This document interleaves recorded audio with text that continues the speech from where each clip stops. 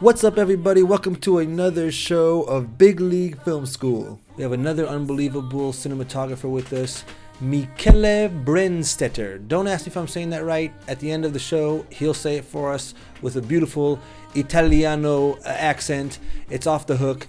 But, we have him on today, and I saw his work on Vimeo, and I said to myself, okay, we're going to have a chat with this guy because really some stunning stuff. Go on to Vimeo, do a quick search. It'll probably be a link down below, and you'll see some amazing stuff. But let me tell you, what I enjoyed about this chat with him is that you could tell this kid is a student. I don't know if kid is the right word. He's not exactly 19, but he is really a student. He loves what he does. He's always learning. As a matter of fact, I think he's right now enrolled in some sort of course in Los Angeles with working with some of the top cinematographers, and he's continuously pushing his game. I really got as much as I could get out of him in about 45 minutes. I hope you guys enjoy. He's out of Italy, right now in Los Angeles, and truly, I think you're going to have some good stuff that you're going to take out of this. Enjoy. Let's take it away. When I saw your work, I said I had to talk to you, your work really caught my attention. First of all, maybe tell us a little bit about where you're from. How did you start? How long did it take you to become to get that title of cinematographer? We all start with the camera, but we're not a cinematographer the first day we hold the camera. So how did that process work for you? I'm real curious to hear about it. But I started as assistant photographer in Italy for a fashion photographer in Verona, my hometown. And then I moved to Milan and I started directing something as a filmmaker. So directing, editing, cinematography, so one-man band. How old were you? How old were you when you first started? I'm 32. No, when you first started, how old were you? I was 18. When I started to work as assistant photographer, I was 18. Yeah. And were you doing video, film, or was it just photos? No, still pictures. Still pictures. Is where I think I learned the most about lighting. And do you think that that's like a big asset that you have, that you started in photography and then moved to filming? Yeah, you have to be more precise in still pictures. For fashion still pictures, we shoot a lot of still life product pictures, and it's kind of difficult. You have to be very careful on your lighting position and quality, and when you learn that, then you can use your knowledge on video. So it carried over pretty easily. Yeah. I always wonder, I didn't start from photography. I started straight filming. So unfortunately, I didn't have that nice, wonderful background in framing, composition, lighting. I had to learn it as I was, right there on the ground. And so I always wonder if somebody who's getting started, if to recommend them to start with photography even before they start filming. I'm not sure, but it seems like for a cinematographer or director of photography is very important because you have only one picture to tell your story, to describe what you want the people to see. Right. So it's a good exercise. Yeah. It's something good to do. Go with your camera, don't shoot a video, shoot some still pictures and analyze them and try to find what's important and what's not in your composition, in your subject, etc. Right. So I think that's brilliant advice. In other words, if you love film and you haven't done photography and you have a camera, you want to start filming, so go ahead and film, but don't neglect photography. Practice some photography as well, so that you can use those skills and it'll carry over. Right? Yeah. Okay. So listen, I wanted to talk to you about a piece that I saw of yours that was really amazing. It was called, what was it called? Remind me. Moschino Pink Bouquet. Moschino Pink Bouquet, yeah. This piece, really, almost every shot here really grabbed my attention. But it had, maybe you can tell us a little bit about it before I even start to ask you questions. Like tell us how this project came to be. How does it exactly work? What's your involvement in it? You know what I mean? You just show up that day and start to just, direct the camera? Or is there a whole process, that you're sitting with the director way before you even go out to the shoot and discuss what he wants and you start to advise him? How does that work? We started before, of course, but the director is Gianpaolo Sgura, and in fact, is a fashion photographer. It's a very good fashion photographer. So yeah, he has good eyes. He knows what he wants, and we analyze a lot of pictures. We made a storyboard, okay, for the directing staff.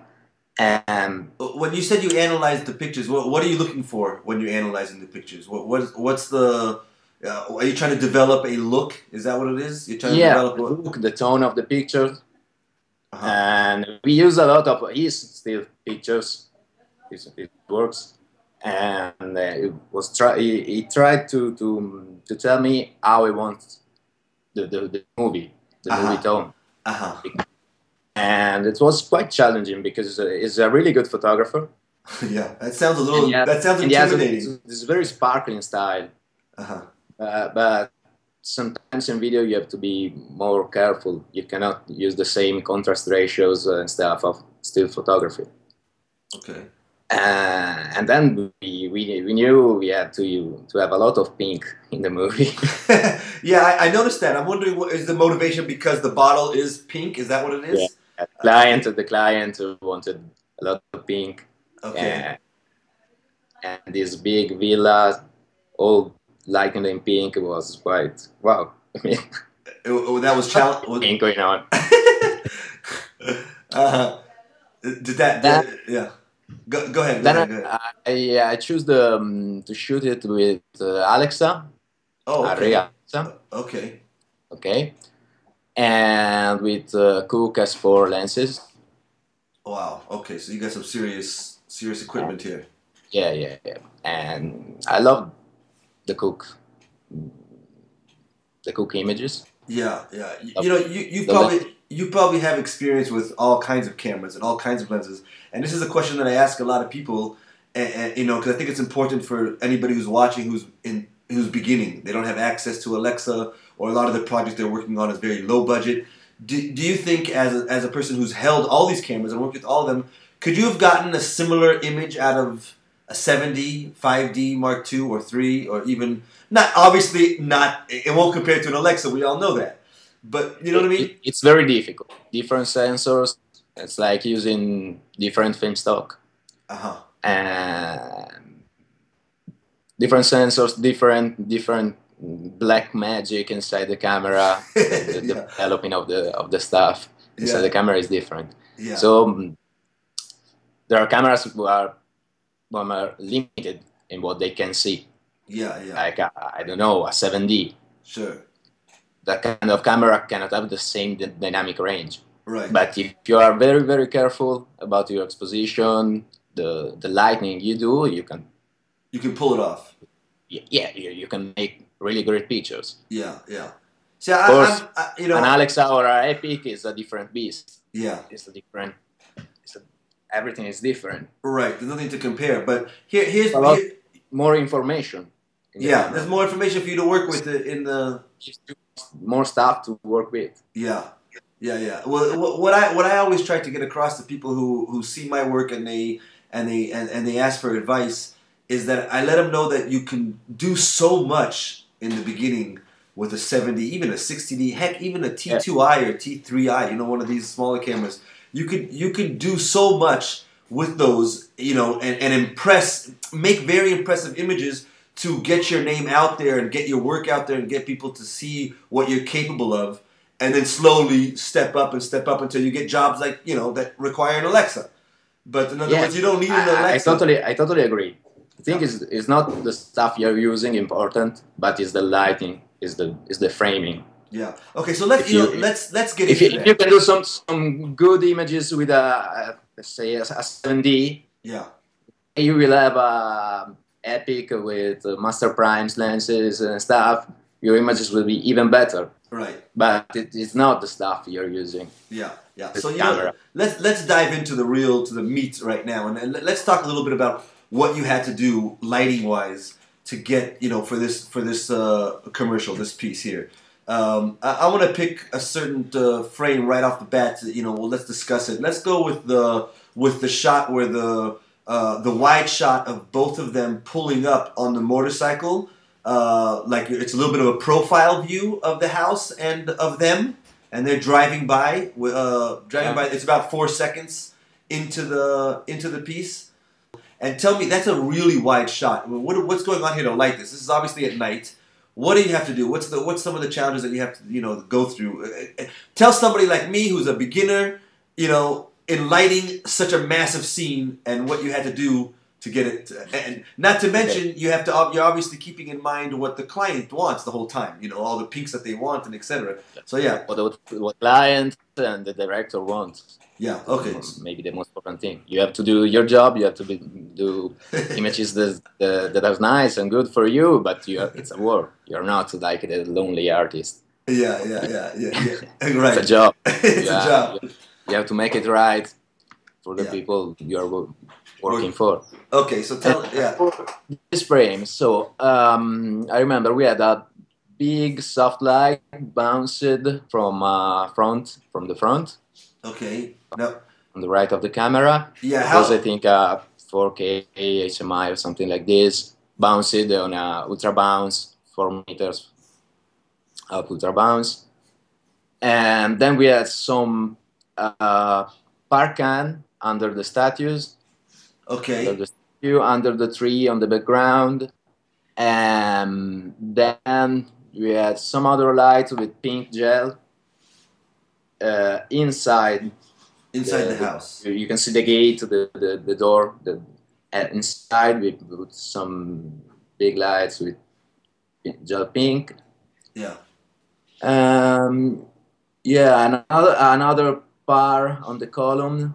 I can see it, and on the lions.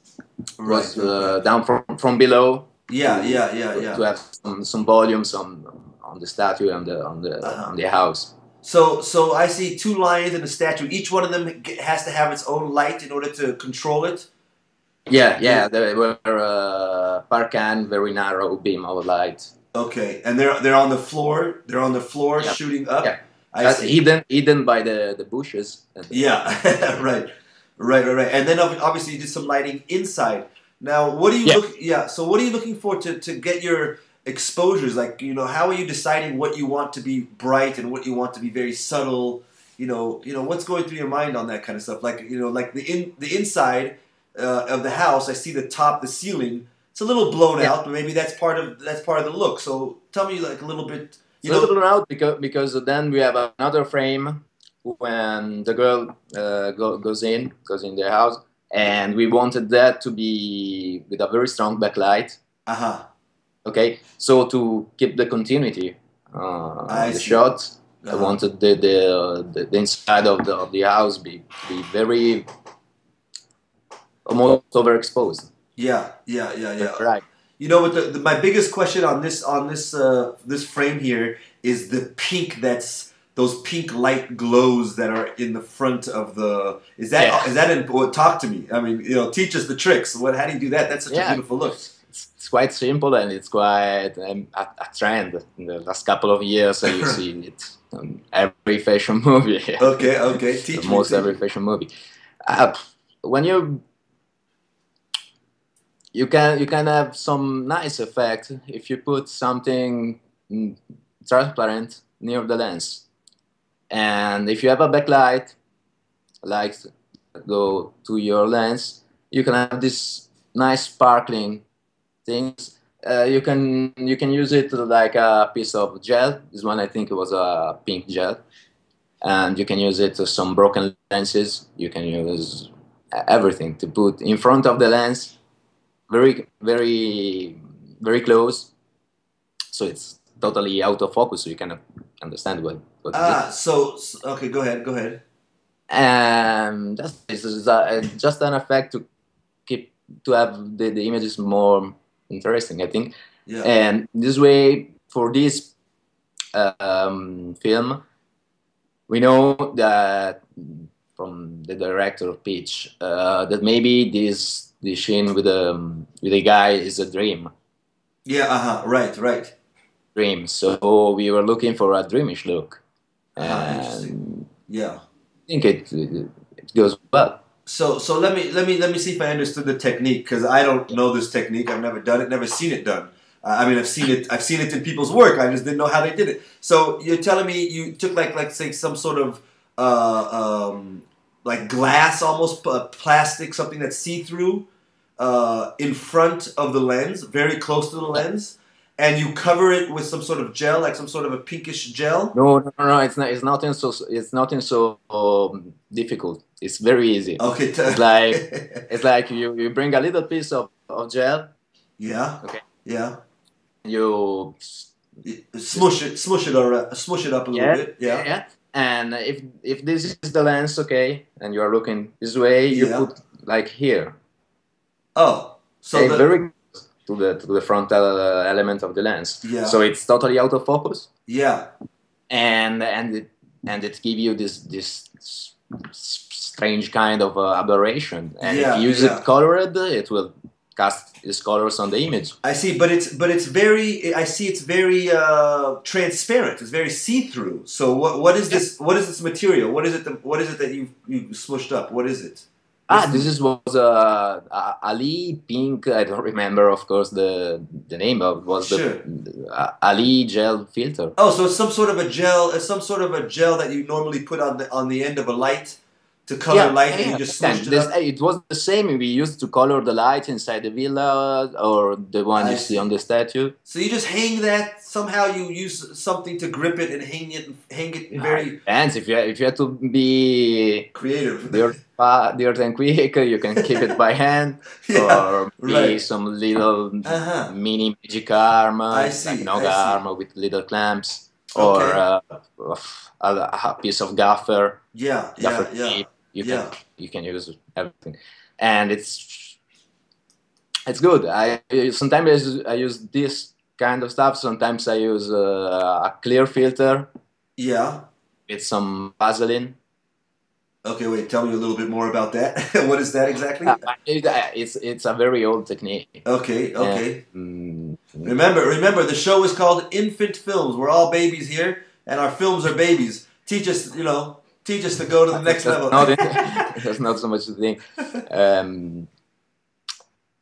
It's like you put a clear filter, on your matte box, and then you make some dirt. You pour in it some Vaseline, transparent Vaseline. Yeah. Okay. On the place you want the image being totally out of focus. Or like destroyed. Yeah. So and the trick is you have to be with the lens quite open. Okay. Yeah. Sure. If you close, you will see what is this, and that's all. And so you put the Vaseline, and then you add. Did you say dirt? You put some dirt. If you want, but the important thing is use some material that has a strong highlight. That makes big reflections. I see. So if you have a light coming in, it will sparkle. I see. So it gives a similar look to that pink that we have at the 4 seconds. It gives that similar blown out kind of a little like you said highlight. I see. That's interesting. I'm gonna have to play with that. Okay. And it's quite simple technique now. Everybody's using it. Yeah. There's some things about this shot. We might take the whole time just on this one shot. I don't know. There's so many nice shots, but one thing that I want to mention is that a lot of people watching that, everybody's at different levels. That some people are just starting, some people are more advanced. But there's a lot going on in the shot besides lighting that make the shot. And I want you to kind of talk to me like really like somebody who doesn't know even framing and composition. Where's the height of your camera? Why did you choose that height of the camera? The angle with the building, all these things make the shot. What can you tell me about? These are probably it's probably so instinctual for you. You don't even think about it. You just kind of see it. Oh, that's what looks good. So that's what you do. But what are some of the things that are in the framing and composition that you would say this is what makes this shot, a strong shot? Okay, so I start from the tone of the of the image. Sure. We didn't want a realistic lighting because this is a dreamy sequence. Okay, so as you can see, it's more on them. It's more than a. It's a the key light. It's very flat. It's very frontal. We wanted to see them very well, to see the motorbikes, the old. Yes. Very well. And this is the first thing. Then we had the other surreal element that is the strong light from inside the villa. And then we didn't want to make some too frontal frame on the villa. We wanted to have some depth. Okay. Yeah. And we were quite low with the camera. Yeah, I noticed that. Yeah. To have more the impression of a big house. Right. The more it seems, yeah, to have some perspective from low. Yeah, so you're looking up to see the height of the whole house, right? And then the other thing was to light the elements. Right. You know what? Now that we had our key light. Yeah. Okay. We can see what's going on. Yeah. And we had the strong light inside the villa. Then we added these little parkans to underline, to see better the different elements. Right. Now the framing here is quite simple. It's not. I don't think it's nothing. Right. I see. Well, yeah. What I wanted to ask you, you mentioned about having a frontal light to keep them really vivid and clear so that they pop out. You know, that was it. Now, but they're driving, you know, from left frame to the right frame. Tell me what that involves. I mean, you're not following them with the light. The light's not tracking them, obviously. So, right? I mean, I'm guessing you don't have somebody behind the light following them as they're driving. So how did you light them? No. Yeah, how do you do that to light across an entire area like that? You have a okay. Yeah. We had this I think two 4K HMI. Okay, bounced on a very big. I think it was 4 meters by 4 meters. Yeah. On a very big butterfly frame. Yeah. Okay. With ultra bounce. That is a white solid that reflects very well. Okay. The light, and it was quite near to them, quite close. So you can see you can see that the light goes very strong on them, and then the decay is quite fast. What's fast? The decay. The power of light. You know, the inverse square law. Yeah. Okay, the more you are close to your object, and the more if you add some distance, your exposure will go down. Will go down, yeah, for sure. The farther you are from the light, the less strength it's going to have on it. Yeah. Okay. And it's not linear. It's an inverse square. Yeah. That's all. They are moving, but the light source is very big.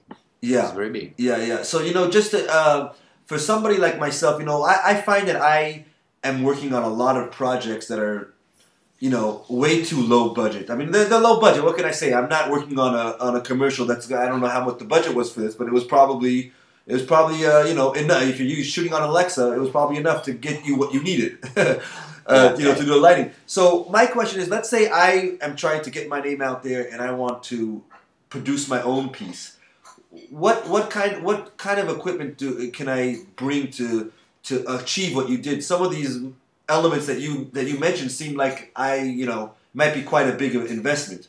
4K HMI and all these different elements that you discussed. Is there a way to do it on a budget? Okay. You know, try to think back to when you were just getting started. I still shoot some very low budget stuff, so I know it very well. Okay, and sometimes you use you rent a truck. Yeah. To bring all the lights. with your lights, and the white track is a beautiful bounce. Nice. Okay. That's, you can use it. You can use your track. You can use your bed sheets. Yeah. Yeah, it's just something white. You have just to be very careful, because the real stuff that doesn't go on fire. But if you use different material to achieve the same result, they are not safe. Yeah. Not safe. You have to be very careful on the set.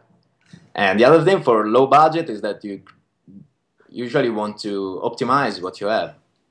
Yeah. So a real big external night like this, I wouldn't want to do that. I would try to tell the story in some other way.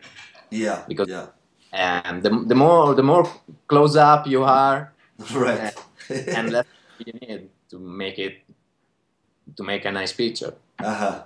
So right, it's the wide shots that require. The more you go wide, the more you need light, or the more you need light and a lot of expensive stuff. Yeah. And that technique we were talking 2 minutes ago about the putting the stuff over the lens to destroy your image. Yeah. I started to use it because I didn't have the money to make maybe a beautiful shot, or my location wasn't so good. What a beautiful tip. You can hide something you don't want to see. Yes. And create something different. Beautiful tip. That's a. It's no longer different, because if you go in Vimeo or YouTube, I think half of the fashion films have this effect. Yeah. But, So you're using that effect to your advantage to help you with the situation that you're in. If you don't have a budget for big lighting and everything, that's a great tip. Yeah. That's a great tip. And the other thing is with DSLRs, like I don't know, maybe the 5D with full frame sensor, you can, and some fast lenses. Sure. You can have a very shallow depth of field, and it's good. Yeah. But because with a blur, you can hide what you don't want to see. Right. You have to be with low budget. You have to be very selective, very controlled. What is the thing I want to see in this frame? Yeah. And work about it. It's very difficult to make a big wide shot where everything is beautiful. Right. I think that's where it really separates the bigger budget and the lower budget. Also just your locations. I mean, that's what I think. There is. I was at a lecture with Chris Probst, who is a great cinematographer, and he says that they used to say that your f-stop is proportional to your budget. Okay. And it's true. He's right. Yeah. Well, explain that a little bit. If you shot wide open, sometimes is aesthetical choice. Okay. Right. But usually is in low budget is always because you don't have the money to light. So you want everything to be out of focus.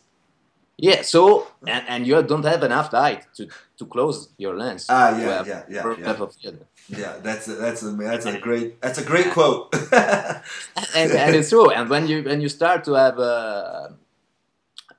some money, some light, you can do some real lighting. You don't have just like, I don't know, Home Depot lights reflected on your ceiling and nothing else. Right. You can start to really decide what your aperture will be. Right. But and play your depth of field. And at the end, it's true. When you don't have money to light, you have to shoot wide open. Mm-hmm. Usually.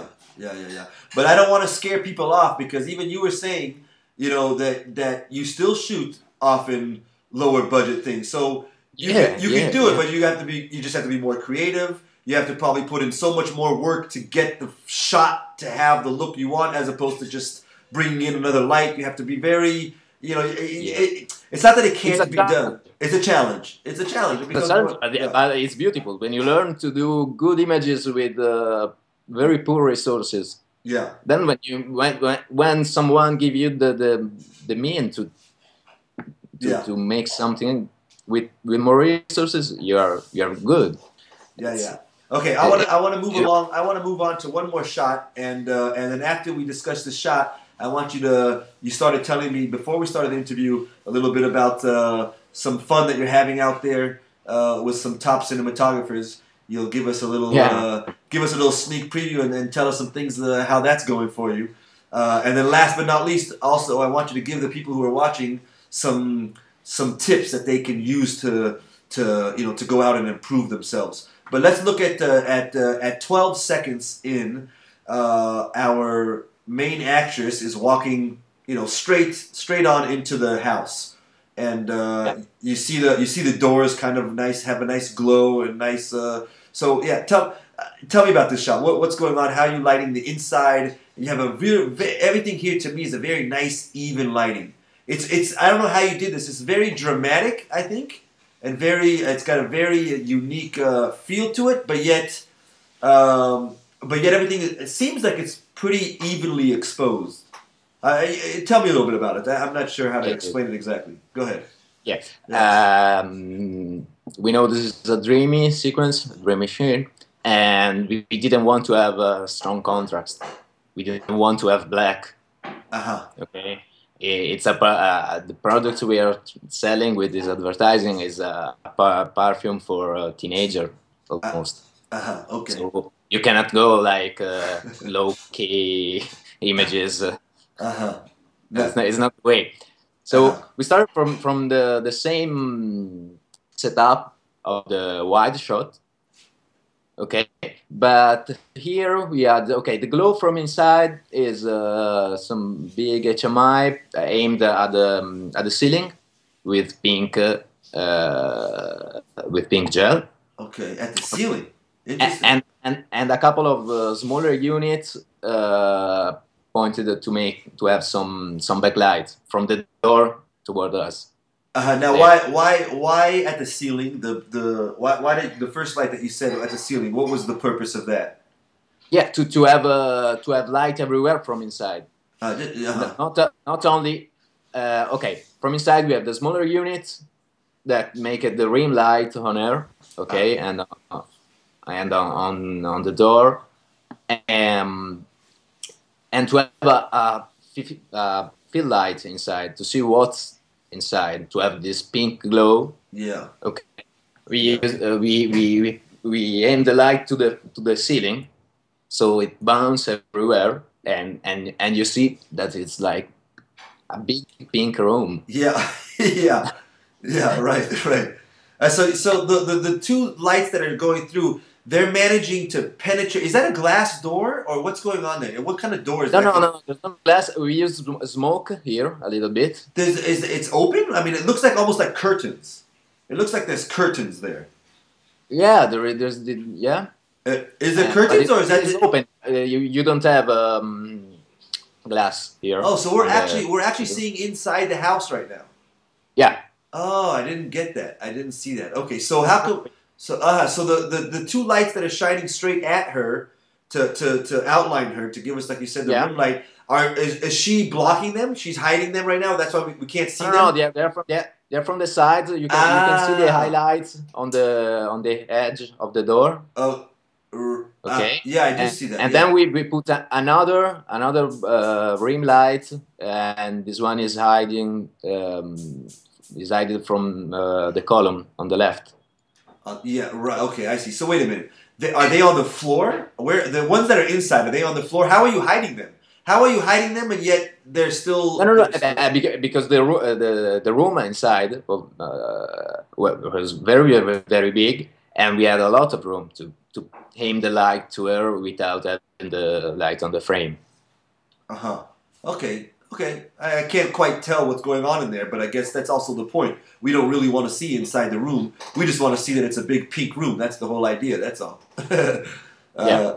Okay, beautiful. Because what I really like about that frame is the two highlight, on the left and right of her arm, those two glowing That's gorgeous. I don't know if you got lucky. And they were coming from inside, and then another light to have the dream were outside.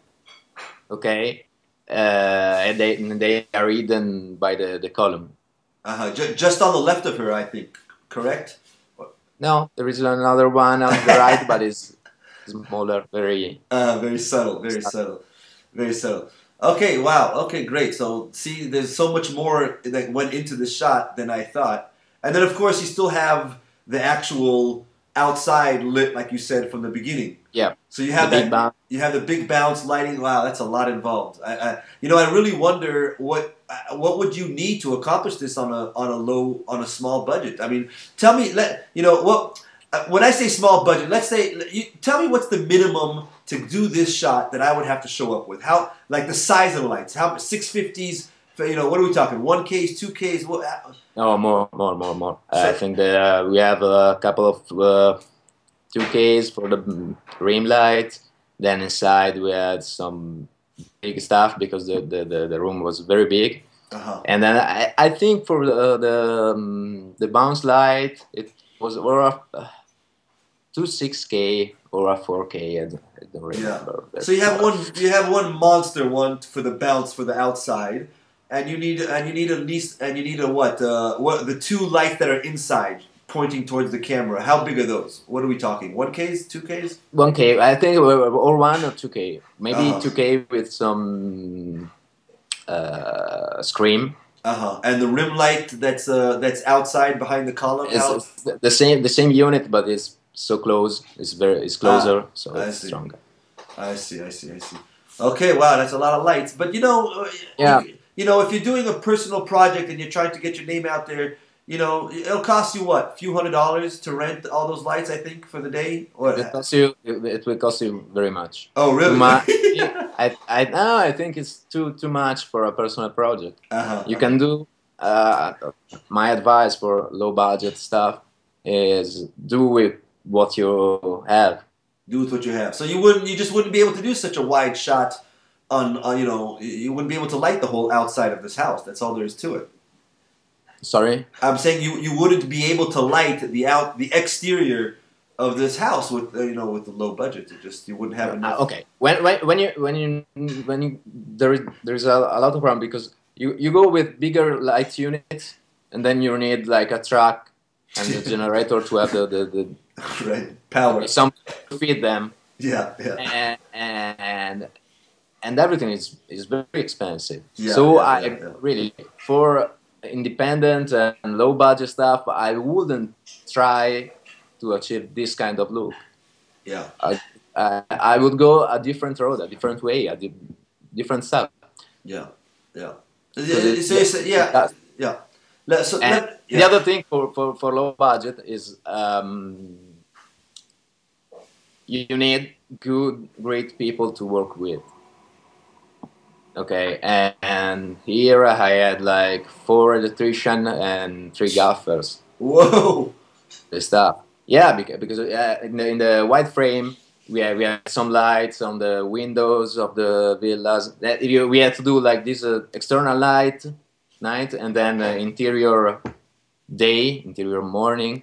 Yeah. And everything was shot in one day, so we had to be very quick, fast to have both of the setup ready to shoot. Right.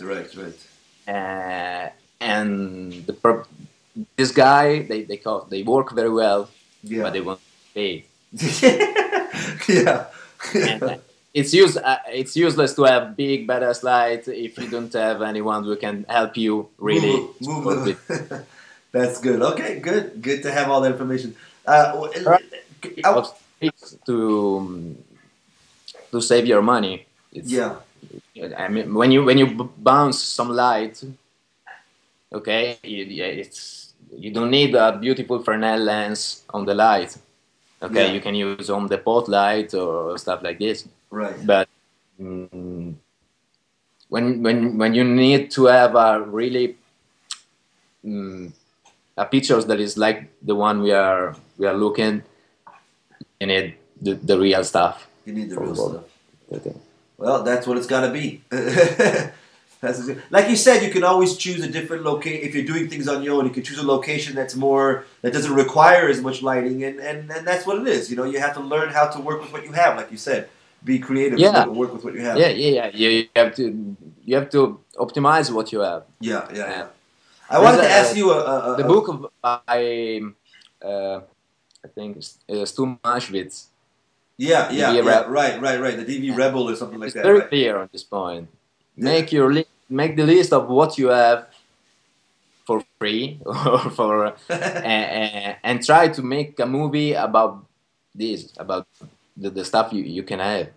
Yeah, that's smart. That's smart. Work with your. You know, people give a lot of that advice also in business. Some people, when they're going into business, they work outside of their strength. So if you're good at something naturally, you should aim your business in that direction. Okay, anyways, that's a business thing. But the same idea. The same concept. Do whatever it is. So, like, let's say me, I like to talk a lot, so I'm doing interviews, right? If I like to write, I would write, you know, but so everybody should do whatever their strengths are. Okay, so tell me, before we started, you were telling me a little bit about, you know, some of the wonderful cinematographers you're getting to work with right now in LA, and tell me a little bit about that and some of your experiences. I came to LA to attend the Global Cinematography Institute, and it's like a school. It's with Yuri Neiman and Bill Moshe Zygmunt. They are great, and we are studying a lot of stuff about virtual cinematography. Tell us a little bit about who are they? Yeah, okay. They are great cinematographers from Europe, okay. And what have they done? Bill Moshe used to work with Steven Spielberg. Okay, Third Encounters. The title. Cut here, please. I don't want to get. I don't want to make it wrong. Yeah, sure. Cut. We'll find out. We'll put some. We'll put some writing down at the bottom what it really is. Yeah, it's Close Encounter of the Third Kind. There we go. Yeah. There we go. Okay. and he won an Oscar for that movie. So he's teaching. He's teaching you right now. You're working under him. Oh wow, that's gonna be great. And it's great. He's 82 years old, and he's full of energy, and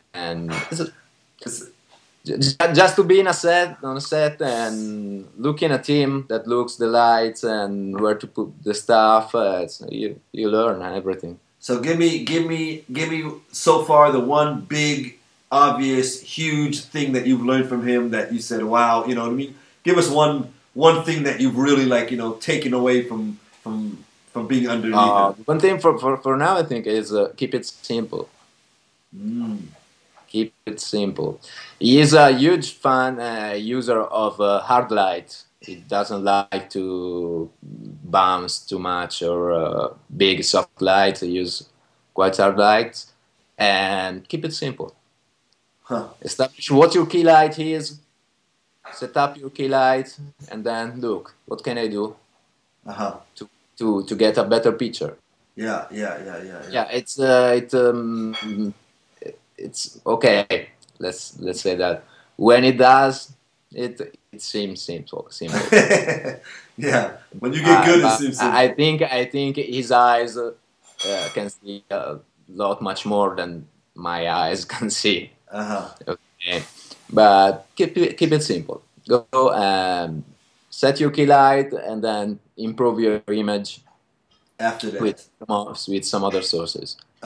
So just to let's use an example. Let's use the example of what we just looked at, the wide shot that we first discussed. So let's use that as an example. What would you think he would do? He would first get the light on the motorcycle and then driving by. That would be the first step. Really, I think he wouldn't have liked this image in this way. Really, I'm pretty sure, because his style, for what I know, is more realistic. Okay, and he has a Greek name, so he can light the way he wants. So wait a minute. Would he slap you on the wrist and say and tell you, no, you did a bad job? Would he No, fix? no, I don't think it's the continuous challenge between what you would like to do and what you have to do, because it's a job. Ah, interesting. And you have a director. You have when in advertising you have an agency that give you a brief. We want this kind of lighting. We want this kind of stuff. Yeah. And then you have to do that kind. You can add your vision. Right. But a film is about the vision of the director. Right. You as DOP can help him to achieve, but not your vision. Yeah. Beautiful. Okay, beautiful. And when you're working on advertising, it's worse, because there is a client. Yeah, there's a lot of money, but and that's good, because you have a lot of money to shoot just 30 seconds. No, what I meant was all the great stuff to shoot with, but at the same time you have to make them happy. You have to. There is a client, there is an agency, there is a director, and all of them want something. Yeah. And you have to go with what they say, with what they like. Yeah. As I told you before, you are not the lonely artist who makes beautiful images when you're working in this kind of project. Yeah. Well, if you're lucky, I think the goal is that if you're lucky, you do a lot of great work. Maybe a lot of it is on your own, to the point that it gets attention, and then people hire you and say, "I want you to do what you do." Yeah. It's like this. That's the goal. That's that's like everybody's dream. This is the goal, to have your own style and be chosen, and your phone will ring because you have your own style. Right. And some directors or some producer like it, and they call it for that. And then they let you do it your way because they like your style. Yeah. But nonetheless, you're working for someone. Yeah. For sure. And when there are a lot of money, like in commercial projects and you have to be very careful. You cannot say, "Oh no, I want."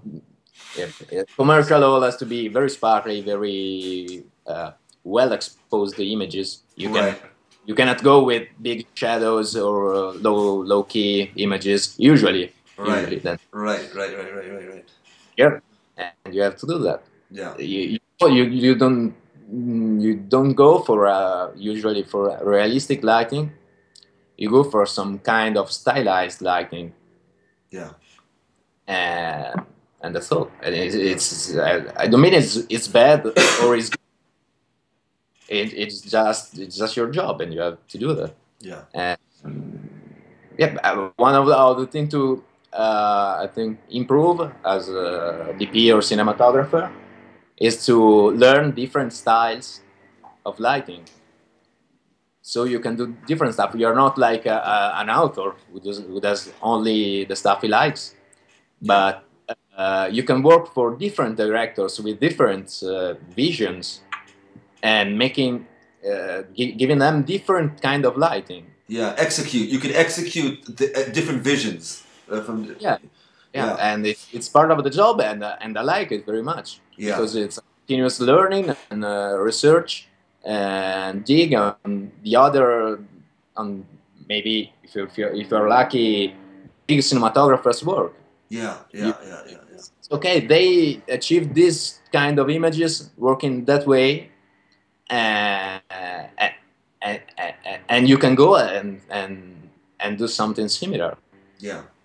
Okay, beautiful. That's it's very subtle, some of the things you're saying, but it's very important for people to hear it. They need to realize, especially somebody who's beginning, even somebody who's already higher up there, that's been working a lot. He might not have as much experience with different directors and everything. And what you're saying is that, look, every director has their taste, every job has its goal, and you need to be able to achieve their goal, which means you need to have a lot of tools You need to have a lot of tools in your, in your ability on how to get this style, get that style. And the more you develop all these different, the more you develop the skills on how to achieve different styles, then you'll be hired a lot.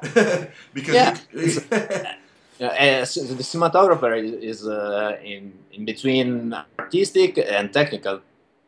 Yeah. Okay. Yeah. And but you have to, in my opinion, you have to master the technical stuff. Yeah. Not be slave of them, just to know them very well. Yeah. And then you can think about the artistic. Yeah. The aesthetic choices and stuff. And then you will have some directors who is maybe stay himself in camera as operator, and he knows very well what he wants. He has a good technical background. Yeah, sure. And sometimes in the opposite, you have some directors who is seated. Yeah. Okay. Yeah. And behind this big, beautiful monitor with a coffee, and he doesn't even know the focal length you want to use or stuff like that. Right. And then you have sometimes more freedom. Yeah, sure. That's the kind of director I like. I like when they don't bother me what lens I use and whatnot. But that's because I need to get better. I need to be able to, as you get, I think the more skilled a person gets, the more he, can mesh with even, even it doesn't bother him because he can, he's strong and he's strong in all kinds of avenues, in all kinds of different angles. So, okay. Everything we did up to now, unbelievable, great. We went way longer as usual. I don't know, man, 50-some minutes. I can't even believe it. So I want to just finish with real quick. I want you to imagine, that you're speaking right now to people who are not quite at your level at doing, high-end commercials and things like that. But they're definitely coming along. They're doing well. They can film pretty well. What would you tell them, are some 1, 2, maybe 3 things that they can do right now, go out and focus on A, B, C to improve their skills. Even just A, pick one thing. You don't have to give me a big long list, but but something that they can actually do, not theoretical, action. What can they do today? Take your camera and do X to improve. To get maybe it's not about taking your camera. Well, say it again. Maybe it's not about taking your camera and go shooting. Okay. Maybe it's just Beautiful. go to a bookshop. Yeah. Okay, and buy some book of great photographers and watch what they did. Study what they did. This is very important to have. And I'm not talking about copying the work of guys. Yeah. It's just to have some food for your mind. Yeah. So that when you go out there, you'll have some ideas. Yeah, it's like I know how to frame this thing because you have seen it already, and you have some inspiration to go, and that's very important. The other important thing is don't spend too much time on internet forums. I'm sorry. But no, that's great. I love it. Yeah. It's like a lot of guys on the forums are. I need to buy this. I need to buy this other stuff. And cinematography is not about I have the fastest lens of the world or the bigger sensor or my camera has this beautiful option that can do I don't know what. All right. It's about lighting. Most of all. So go and improve your ability on lighting and see the light. I think it's more important. Then you have to study. You have to know the tools you're using. You have to know the lenses. You have to know the different cameras. Now with the cameras are quite cheap, and you have to deal with them and know them well. Know your workflow for if you make the post-production too. You have to know a lot of technical stuff, and every day there is something new to learn about it. Yeah. But don't stop at the I need I don't know the Canon 50 millimeters 1.2. Yeah. And I don't have the 1.2. No, yeah. So the 1.8 is like $100. Yeah. Okay, it's soft, but it's a lens. Yeah, and you can.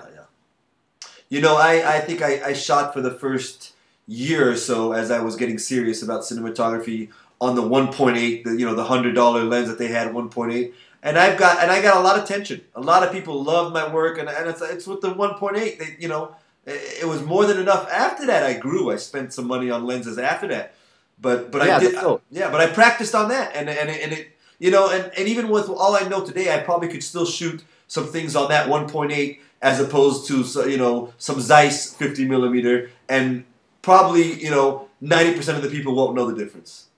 Yeah, because the other side, the other aspect is that as a cinematographer, you take care of a lot of little details that I'm pretty sure nobody else will notice them.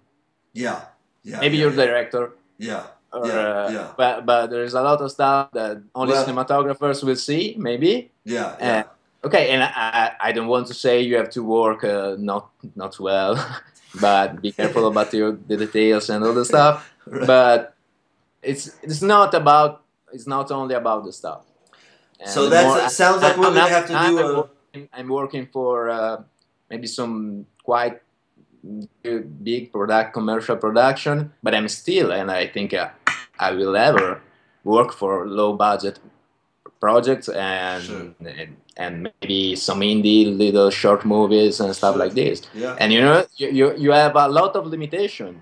You cannot have a track full of light and all the other stuff, but you have to deal with it, and you can make some great pictures even without. It's only the important thing is optimize what you have. That's all, I think. Utilize what you have. That's all. Nothing more. You don't need to buy every new camera that comes out. Right. Okay, looks like we might have to do a part 2 because you just gave me a little hint that as a cinematographer, you're doing all kinds of little things that nobody even notices. So we might have to do interview part 2 sometime in the future where you tell us what all those little things are that a cinematographer needs to look out for. Because that's the idea. I want people to watch these interviews and to pick up a little trick here, a little trick there. I picked up at least 3 or 4 things that I know myself when I go back out there. I'm going to be able to now implement and focus on. Even just that idea of putting things on the frame to help me hide some of the things that I don't want, and to make it's the same thing that you have something in foreground. Yeah. I don't want you to see the Marilyn Monroe pictures, and maybe it's not my end, but it's some props. Something. Right. Well, we're always. I mean, as a cinematographer, I'm always picking things to be in the foreground on purpose. So here, this is a great tool, and if you can really control where you want this little part of the frame to be glowing and blurry, you just stick it right there on the.